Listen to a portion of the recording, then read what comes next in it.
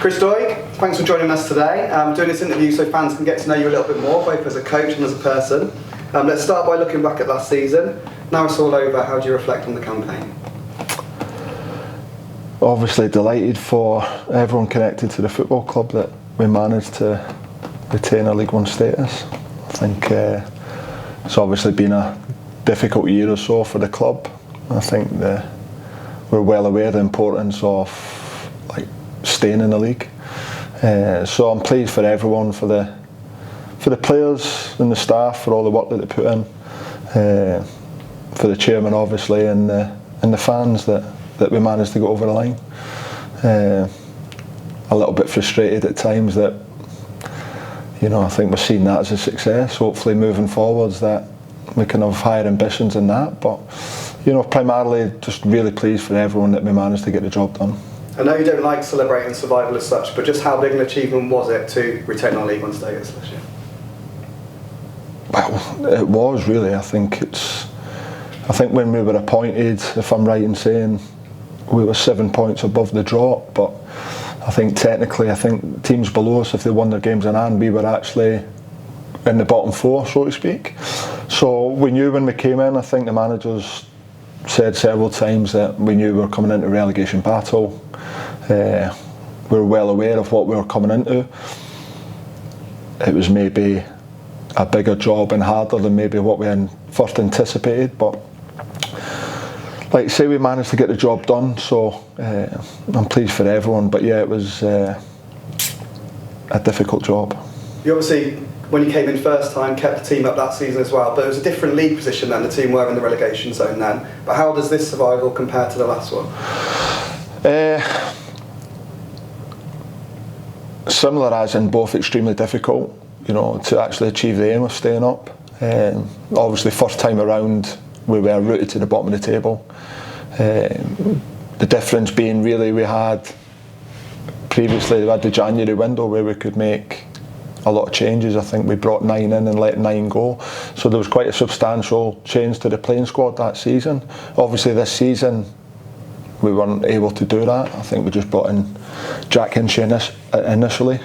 Jack Price and Rayan obviously came in slightly later, but we came in and what we had was what you had, basically get on with the job. So it was trying to get to know the players, find a way of playing, trying to improve the atmosphere and morale within the squad really, and get a tune out of the boys, and we managed to do that. We did that both times, in fairness, and I think, like I say, it was big achievements on both occasions to stay up.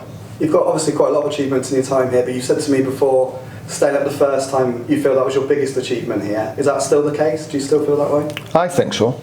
I think me and the gaffer might disagree with that, but I think the first season when we came in, staying up was massive, just because of what we inherited really, in terms rooted to the bottom of the table. It was an ageing squad. The morale was really low. I think they had a real difficult month before we came in, and you could feel that. There was a lot of changes that had to be made to kind of achieve the end goal. We had a fantastic run at one point. I can't remember what we took about, 20 odd points from 10 games. But then we had a spell after that where I don't think we won in 10, something like that. So I think to get over the line from where we were when we came in and what we inherited, I thought that was a bigger achievement, yeah. Why did you want to come back this time around? I was unemployed, basically. I had no job, got bills to pay, Joe. So, no, it's... more to it than that. Look, obviously I've got a big connection with this football club. Really enjoyed my time here. Made a lot of close friends, a lot of close relationships that I still maintain to this day. Obviously it's not really my decision to come back. It was the manager's decision to come, and he's asked me to follow. The manager's obviously got a close relationship with the chairman. I think from the minute he came in really, and that had maintained ever since really, and I always thought at some point they would end up working back together again, which has proved the case. So we were out of work, so it was an opportunity obviously when asked to come back. It was back at League One, so I was delighted to come back really, but again, it was the manager really that came, and I followed him. But I think our connection with the club, we were both really keen and delighted really when it got over the line and we got appointed. So talk to us about Paul Hurst. Obviously you've been together for years and years. What is he like as a person? He's just a good person, first and foremost. He's a good guy who treats people well, treats people with a lot of respect. I think you find that with everyone that he's worked with, they really enjoy working with him, players and staff. He creates an environment where people really enjoy coming to work. He treats people with honesty. He tells them how it is, whether it's good or bad. He never makes false promises. I think players really respect that because they know where they stand. And he builds really close relationships with his players. And I think that's why really over the years he's been able to put together competitive teams, or he's had teams that compete with other teams that are probably financially more capable than what we've had available to us. So he's just a good guy who people have a lot of respect for and like him. I don't think I've really come across anyone in football who's got a bad word to say about him, who knows him. Just a good guy. Like I said, he treats people well, and he's very relaxed at times. I think that's just his way of dealing with things. But he's a winner, and I think he's proved that over the years. Certainly times I've been working with him, he's had quite a lot of success really. Again, with teams that maybe weren't necessarily expected to have that success. So yeah, just a good guy really, a good manager who I've really enjoyed working with. You are a double act, so how did your sort of managing career together come about? Was it at Grimsby you first met? Were you still playing? How did it all start? Well, we're not really a double act, Joe, to be honest. It's the clue's in my title really. I'm an assistant, I'm there to assist. It's the manager's team. You know, he's the one that gets the jobs, he puts the squads together, he's the guy that's in charge of it, makes all the decisions, I'm just there to help. So, you know, it's not really a double act. He's the man that's in charge, and he's the one I've always maintained. It's the manager and the players that get all the credit and deserve all the credit for everything they achieve. Myself, along with the rest of the staff, we're there to help and guide and do whatever we can to help those people. So yeah, we're not a double act. It's Paul that's in charge. No, he was manager at Grimsby. He was joint manager at Grimsby at the time. And I'd heard there was interest in me maybe the year before, a couple of years before. But I was out of the club. A couple of lads from my previous club, York, had signed for Grimsby. They needed a centre half. The usual chat had went on, my name had came up, and the gaffer phoned me and basically said he knew all about me. But he just needed to know if I was fit, which was fair dues because I had quite a lot of injuries by that time. So he asked me to come in and trial for a week. So I came in and trained, played a couple of games against really mediocre opposition, to be honest. And at the end of it, he pulled me and said that, you know, I hadn't really played against anything much. So he was like, would I come back and play the following week against Scunthorpe? And I said, well, I can only play what you put in front of me. So he asked me to come back the following week and play against Scunthorpe. I did train for the week, played in that game, and then got offered a player coach role at the end of it. So that's how the kind of relationship began. Didn't really know Paul before it, played against him, scored against him for the record. But until we'd met really that time, it was the first time really I'd got to know him. And that player coach's role was a little bit of a token gesture, to be honest, because they were joint managers, so if one didn't do something, another did, and vice versa. But then one of the joint managers got sacked very early into the season, and then it was just Paul really and myself and the physio Dave Moore that was left at the club. And as the season progressed, I played quite a lot of games, but my coaching, I started to do a bit more coaching as the season went on. I think maybe just gained a bit of trust from the gaffer really as it went on, and he felt I could do stuff, and that's really where the relationship started. We got beat in the playoff semi-finals that year against Gateshead, of which I played in the second leg.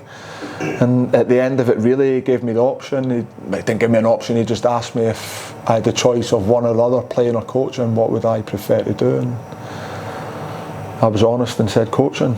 So I had the assistant's job, really. Long story short, I ended up getting the assistant's job that summer, and that's where it's kind of snowballed from. I appreciate you saying you're not a double act, but you obviously work well together. Why do you think that is? Well, we've been together a long time now, really. I think this will be our 11th season, I think, coming up. You know, we've developed a very close relationship over the years. You know, Paul's become a very good friend of mine, and his family, really, got very close to them. And I think we've just kind of gained each other's trust as it goes. I think you need to ask Paul, really, but I think he knows what I am. I'm honest. You know, if I've got something to say, I'll tell him. But again, it's done with the best interest of the team and the club. I think he appreciates that honesty. I think he values my answers. Doesn't always listen to them right enough. Maybe should more often, I don't know. But I think it's just something over the years. It's, you know, I think there's a trust there, and certainly trust in both parties. Very open with each other. We know where we stand. I think we're very aligned in terms of our values and what we want from people and from players. I think contrary to people's opinion, I think our style would be slightly different. I think we've got different ideas, certainly at times, on football, how we'd go about it. But certainly when it comes to the values and stuff, we're very aligned. And I think obviously over the years when he's got his jobs, he's asked me to go, so I must have done something okay. But yeah, we just, like I say, I think it's more a trusting and honesty with each other. Are you tempted one day to be a head coach or manager somewhere? Yes, I think that's always been my ambition. I don't think that's a secret. I said that very first discussion with the gaffer I think we had when we were at Grimsby. I said, look, I want to be a manager. I says, that's what I want to do, and that's what my aim, my target is. He's well aware of that. I'm sure if something came up and it was something I wanted to pursue, I kind of know I don't think gaffer would stand in my way, because he knows that's my ambition. So it's something I want to do. I'm not saying I'm in a rush to do it, but I don't want to get to the end of a career having not done it. You know, I'd rather do it and maybe realise I'm actually not very good at it, or I didn't enjoy it and I'm better as an assistant or whatever. But I would rather do it and find it out, rather than maybe get to the end of the career and think, what if? But I don't think it's a secret that, yeah, I want to be a manager, head coach, whatever it is, of my own at one point, yeah. Just last one on your relationship with Paul. Obviously, Paul is quite calm, isn't he? You see him on the touchline. Yeah. And you're quite animated. Yeah, what's coming here? Yeah, go on. Yeah. Is it sort of good cop, bad cop? There we go. No, that's the one I've been waiting for, yeah. Yeah, it's lazy journalism. Yeah. It's, yeah, something that, again, I have standards, and I'm not sure they're scared to share them. If something's not done right in the team, the club, whatever, I'll offer my opinion. I'll say what it is, because again, everything that I say, do, same as the managers, and done in the best interest of the football club. I won't be shy in telling somebody it's not good enough, it needs to be better. But again, it's done in a million different ways. You know, I think it's just, I don't know if it's the accent, it's the size, I don't know. I mean, I think most people will look like a bad cop next to the gaffer a lot of the time, to be fair, but trust me, the gaffer's not shy in saying what he thinks at times as well. So it's getting the balance right, as it is with everything. If the gaffer's coming in at a pop, then I know I've got to be the opposite. I've got to try and give them a lift and get behind them. Vice versa, I might come in and have a pop and the gaffer will do the opposite. So it's getting that balance, but I don't think you get the relationship with players that I've got, or that I've had with every team I've been at, to be honest. Relationship with players and staff that the vast majority I still have to this day, if I was just simply a bad cop. So yeah, from my side, I think it's lazy journalism. It's it's a tag that doesn't really sit well with me, to be honest, because I think I offer a lot more than that, so to speak. But I won't deny there's an honesty attached to it, or I've got standards. Some people say I moan a lot. I can get that. People call it moaning, I call it standards, basically. That's where I'm at. I always say to the lads, it's their responsibility to get to my standards. It's not my responsibility to drop mine to theirs. So it's I'll have a standards that I work to. I hold myself to them standards. So if I hold myself to them standards, I think it's only right I can hold everyone else to it as well. So like you say, there's an honesty attached to it, and if standards drop below what I think is expected or demanded, then I'll let them know, basically. So if that's bad cop, that's bad cop, but I think it's a tag that's unjust, and I think I offer more than that. We'll just talk about your playing career briefly, if that's okay. I think you made 4 starts for Queen of the South, and then you were heading to England to Nottingham Forest. Just tell us about that. How did all that come about? That was just a young boy. I was a schoolboy, just turned 16 basically. I think there was a bit of politics attached to it, Joe, as well. I think I was in all the Scotland setups and the schoolboy setups, and I think there was a fair bit of interest from clubs down south. I think obviously by playing first team games it maybe enhanced the transfer fee, so to speak. So like I say, I think I did well, I think, when I played in the games, but I think there was a bit of politics attached to it, which helped Queen of South in the end. But I played 4 games at the end of the season, and then got transferred down to Nottingham Forest as a 16-year-old kid, basically, and that was the kind of start of the career. So it was Dave Bassett there who gave you your debut, but then you played under a few managers there. Who sort of influenced you? Harry gave me my debut. It's something I'll never forget, really, my debut. Harry and Mickey Adams, got to give Mickey a shout as well. But my first day really at Forest as a 16-year-old was Paul Hurst's first day. He came in as academy manager. Showing my age here, it wasn't quite academies at the times, it was still youth team, but he came in and he's the one really that kind of guided me then from that point on. So I had Paul for a couple of years in the kind of youth setups, and Paul actually became first team manager, of which I was a part of as well. So Paul was a big influence in my career, playing, but a big influence in terms of how I coach as well. Maybe where the tough love comes from, Joe, I think. That's how I describe it, tough love. I was brought up in tough love. Paul was definitely tough love, but again, everything that they did, it was the hardest 2 years of my life, physically and mentally, the first 2 years at Forest. Again, moving home as a young kid, everything attached to it. I really was youth team to first team at that age. I was kind of played for very quickly, I was in the reserves.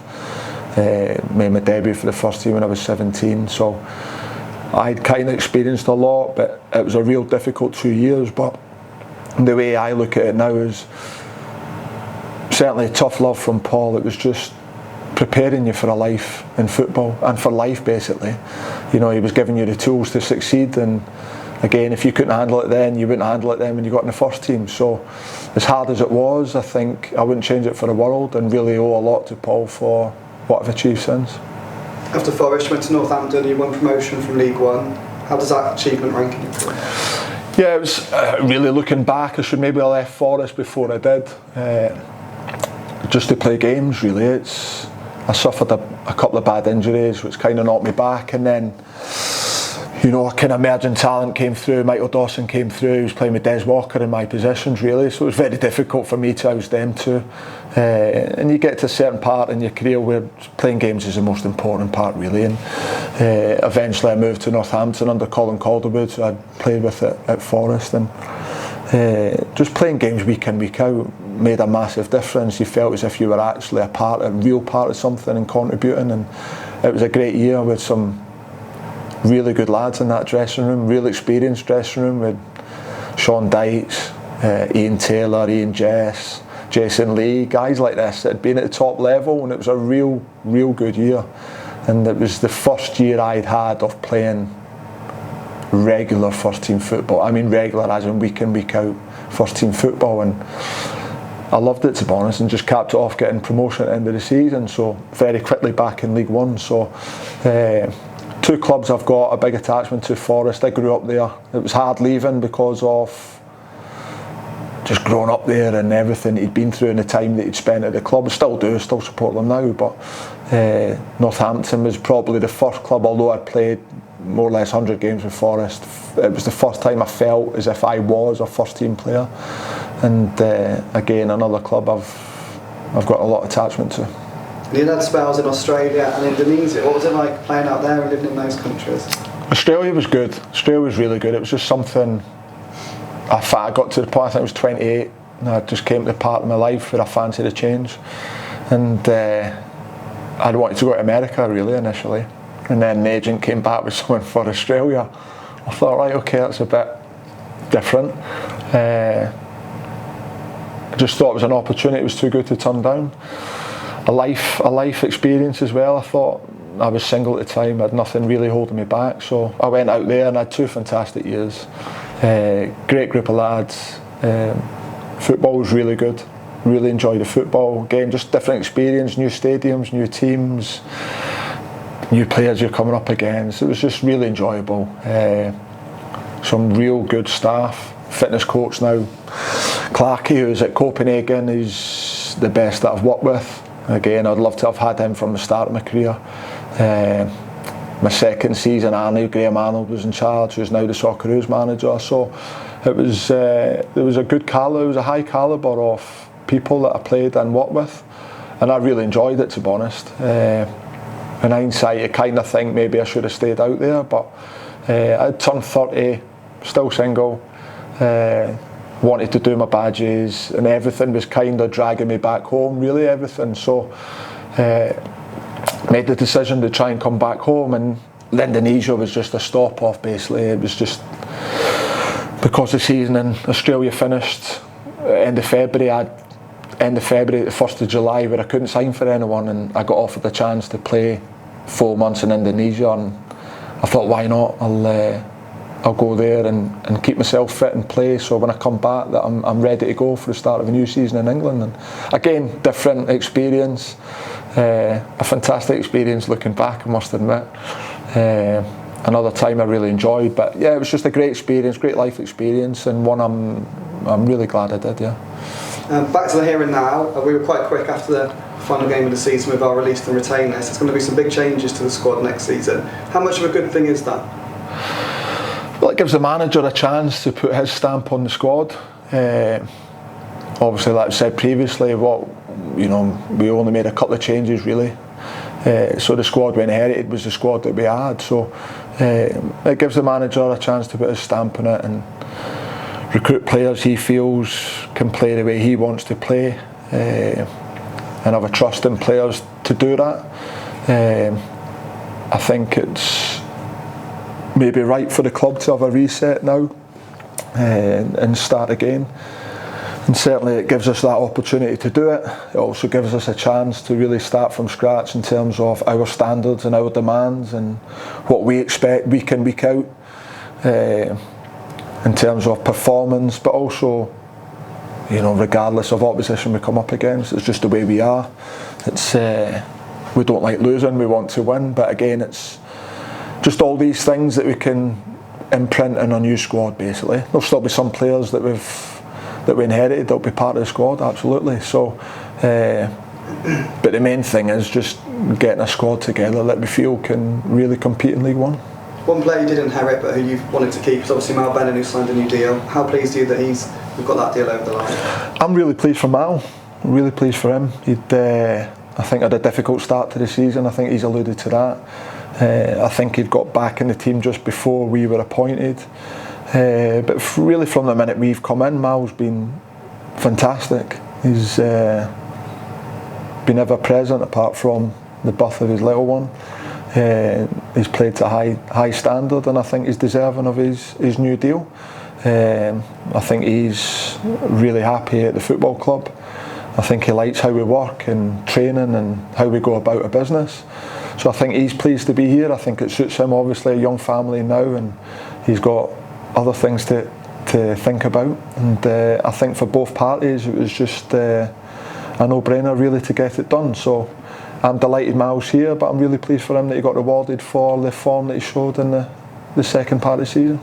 Looking at the league next year, obviously some big teams have come down, but some big teams have come up as well in Stockport, Mansfield and Wrexham. How difficult a division is it going to be, do you think?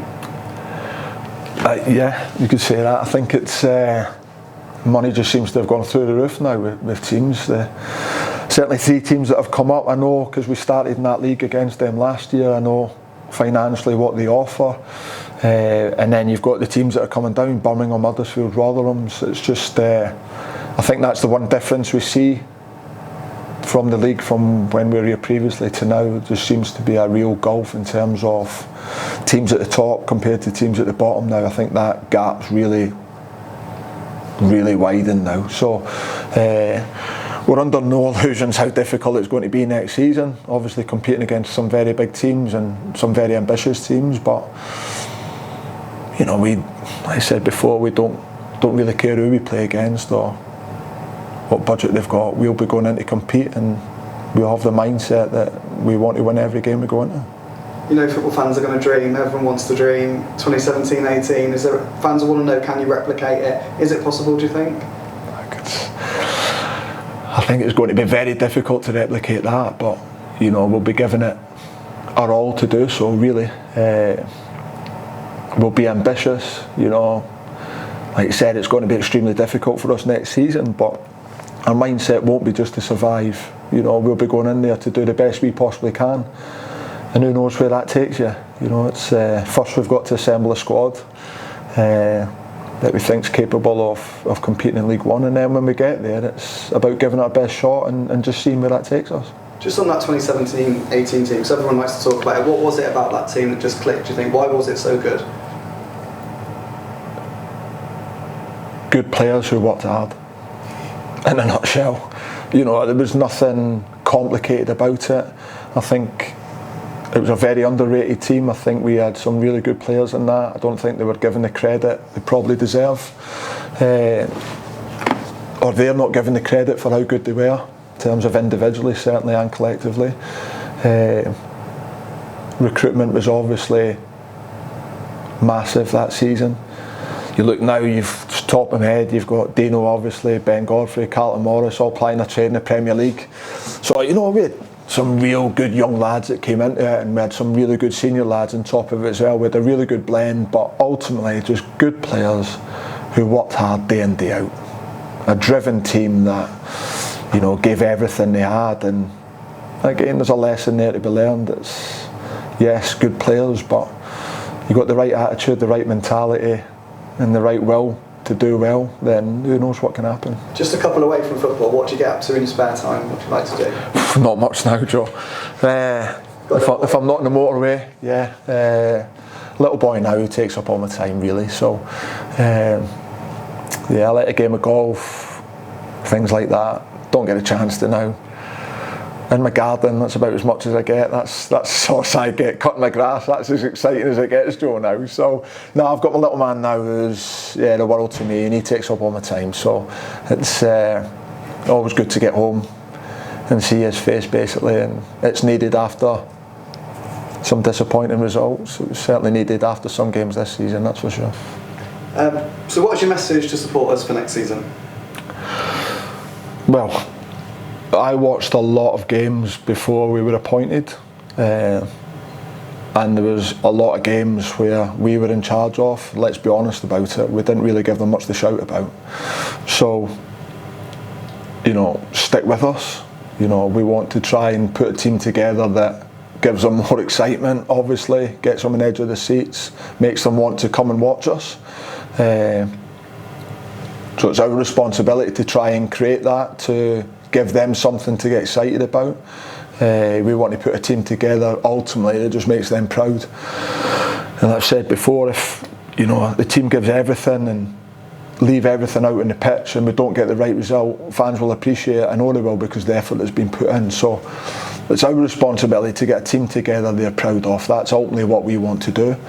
But I want us to become one. I want us to have that, create that spirit, togetherness that we had first time round.